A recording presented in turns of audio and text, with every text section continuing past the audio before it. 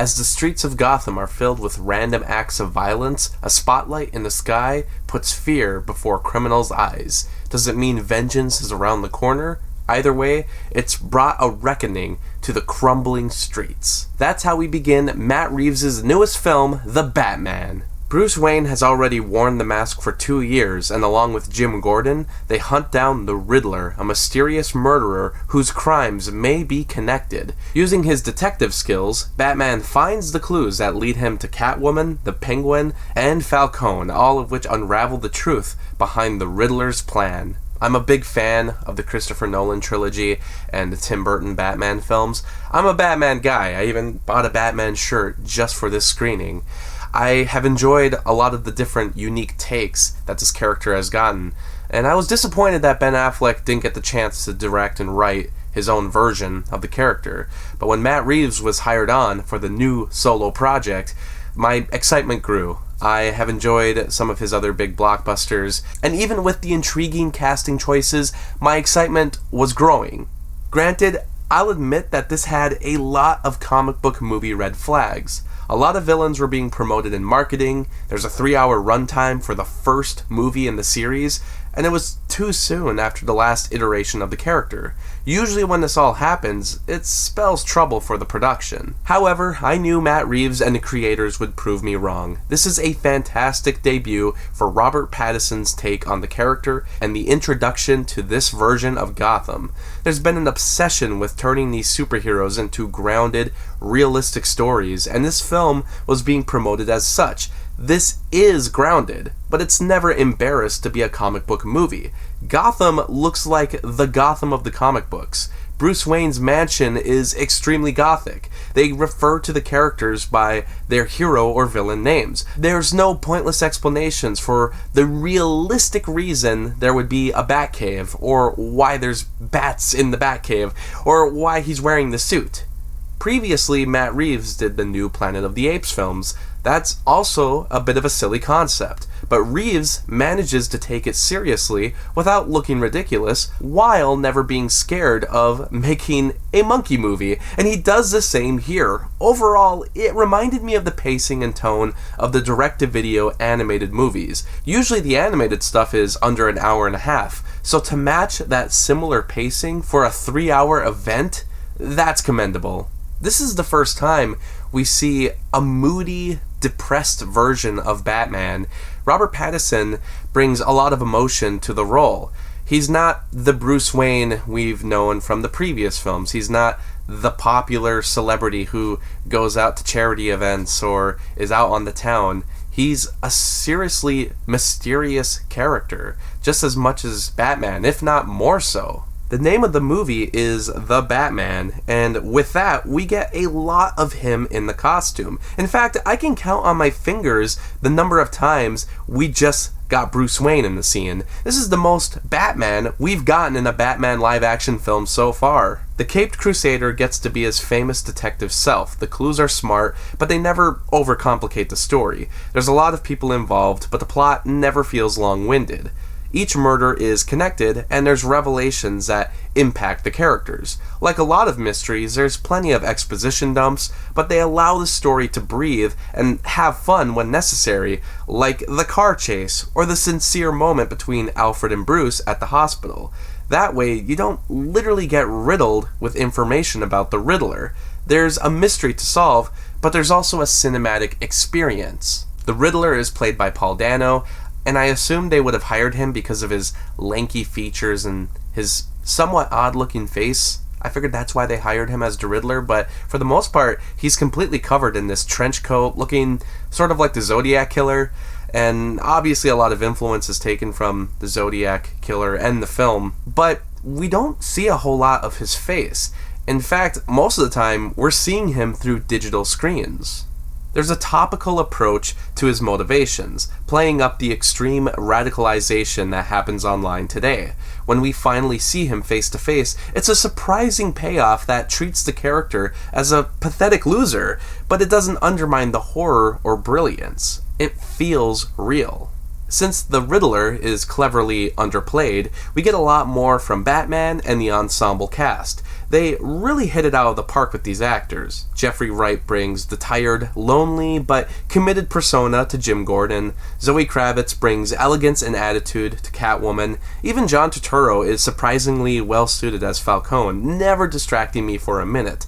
The best part has to be Colin Farrell as the Penguin. As a mid-tier crime boss who eventually climbs his way to the top, I like how he tries to play friendly to both sides, but still has the obnoxious, goofy sensibilities of an antagonist that's named Penguin.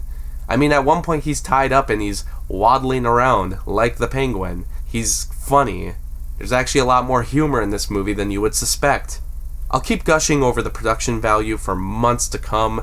Giacchino's score is different from his previous work, but it's just as powerful here. The designs and lighting help to build this world of live-action Batman that I very much missed.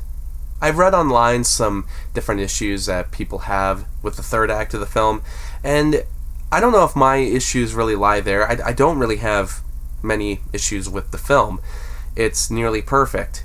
I think it's very well done. One of the best Batman movies to come out. And we've been pretty lucky. A lot of Batman movies have been good and different from one another. We have a good variety. I do kind of wonder if some of the comic book lore that is brought to this movie is only done so because it's in the comic books. There's some character reveals that don't feel earned. They feel forced. They feel mentioned because they're in the comic book, so we have to mention it here, right? I don't know if that's necessary, though. I don't know if you really need to bring up every connection each character has to all the other characters. Sometimes I think it's better to just leave the characters as they are.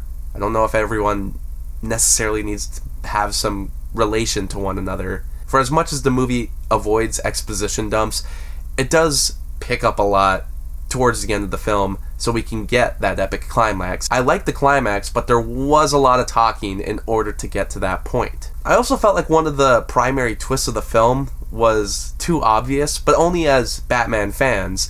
Like I said about some of the comic book lore that everyone pretty much knows, and the film feels the need to mention when I don't think it's necessary or earned. There's also a twist in this film regarding one of the villains that isn't very shocking. It's pretty obvious if you've seen other Batman movies, read some comic books, really know anything about Batman, or even anything about corruption in general. But all the characters were treating it like it was a surprise. Jim Gordon was, Batman was, and it just felt like this is year 2. Since it's not an origin story, the audience is already expected to know some basics about Batman.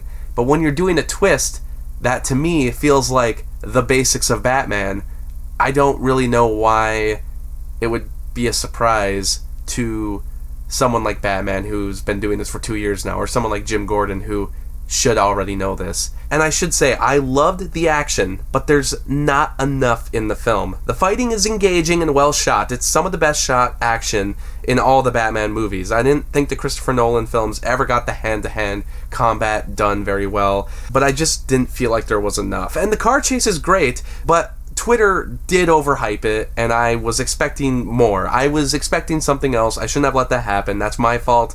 But overall, I still think there should have been a little more action in there. Just because it was so well done, I felt like we could have used a little bit more of it. But overall, those are very weak nitpicks. To me, this is a splendid return to the solo Batman film. Matt Reeves once again proves that he is one of the top tier directors in Hollywood right now. Robert Pattinson, at the moment, is probably my second favorite Batman, maybe my third favorite Batman.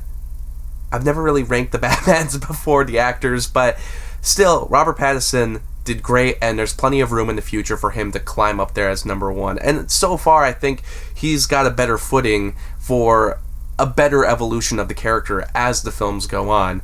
I think he's in a good place right now. He even evolved the character in a way that I haven't seen yet in much of anything Batman, honestly.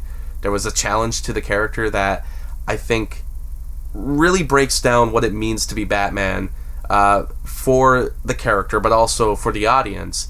I think it's a nice perspective of what it means to be a superhero, done and shot beautifully. So for me, this is 4.5 out of 5 stars, and let me know your thoughts on the Batman. And if you want more reviews of other Batman films in the future, well, just watch out on this channel. Maybe I have some plans. Maybe it's about time I go through the nearly 70, maybe even 80-year history of Batman in film. Stay tuned. Thanks for watching the video, and special shout out to Lauren, Anthony, Anna, Kirsten, Spencer, Lucas, Ryan, and Robert for supporting me on Patreon. By joining my Patreon, you can get exclusive blogs and videos, and for just $7, you can get your own monthly movie review. I hope you stick around, Cinephile, and have a happy, productive day.